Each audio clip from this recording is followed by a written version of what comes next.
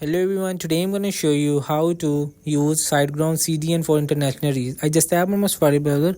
Before you creating an account, you will have to purchase the plan, and if you want to buy the premium or subscription of this siteground, please go through the link in description. You will get a referral code from me after creating an account. How to access the CDN tool and enable CDN. To enable and disable and manage the settings of the CDN service, go to the speed section in your site tools. First pick the desired CDN plan. So after then to activate service, click the activate button for the selected plan.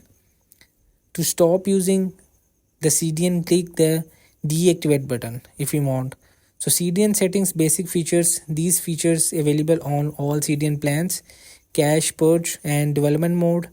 In premium features, dynamic caching, cache duration settings under attack mode, and keep site online. So hope this video help you. Please don't forget to like and subscribe and get notified for more videos.